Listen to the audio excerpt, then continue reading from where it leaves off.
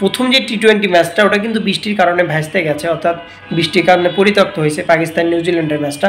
তো আজকে কিন্তু আবার আছে নিউজিল্যান্ড এবং পাকিস্তানের দ্বিতীয় টি-20টা।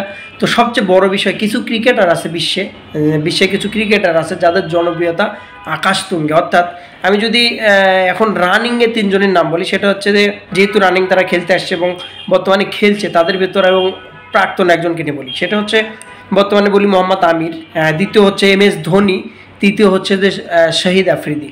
তো দেখেন একটা সময় দর্শকরা যেটা ভাবতো যে যদি একজন আউট হয়ে যেত, 5 নম্বর 6 নম্বর ব্যাটসম্যান যারা নামতো তারা যদি আউট হয়ে যেত, সেখানে শাহিদ আফ্রিদি নামতে পারতো। সেম কালকে কিন্তু যে IPL-এ যে ম্যাচটা বা ধোনির জন্য চেন্নাইয়ের যে দর্শক যারা আছে, ধোনির যারা ভক্ত আছে, তারা যে কাজটা করে সবসময়ের জন্য দোয়া করে যে কখন একটা ব্যাটসম্যান আউট হবে, কখন ধোনি নামবে। তাদের দোয়া, তাদের দল কোথায় গেল তাদের দেখার বিষয় না, মানে তাদের স্টেডিয়ামটা কোন পর্যায়ের, তাহলে মানে তাদের দর্শক জনপ্রিয়তারা কোন পর্যায়ের। মানে একজন ব্যাটসম্যান ধরেন খেলিচ্ছে, ধরেন 100 যদি করবে না যায় কোনো ব্যাটসম্যান, ওই কখন আউট হবে ওটা এখন দেখ, মানে সে সেঞ্চুরি করলো না করলো এটা দেখার বিষয় না। বিষয় হচ্ছে যে শহীদ আফ্রিদি কখন মাঠে নামবে, কখন MS ধোনি মাঠে নামবে, কখন মোহাম্মদ আমির বোলিংয়ে আসবে। তো আজকে কিন্তু নিউজিল্যান্ড এবং হচ্ছে পাকিস্তানের মধ্যে দ্বিতীয় টি-20, পাকিস্তানের টিমটা জানেন কতটা হার্ড হয়েছে বিশ্বকাপের জন্য, তারা কিন্তু ভালো পরিকল্পনা সাজিয়েছে। তো বেস্ট অফ লাক। প্রথম টি-20টা কিন্তু বৃষ্টিতে ভাইসে গেছে, তো সেদিক থেকে বলা যায় আজকে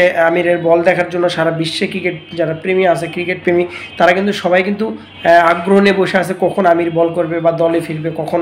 প্রায় 3 বছর 3.5 বছর পর কিন্তু তারা দলে ফিরতেছে মোহাম্মদ আমির। সো তার জন্য অবশ্যই শুভকামনা, বেস্ট অফ লাক, আমির অবশ্যই ভালো করুক। তো এমন কিছু ক্রিকেটার আছে যাদের জনপ্রিয়তা আকাশচুম্বী। ভালো থাকবেন, সালামু আলাইকুম।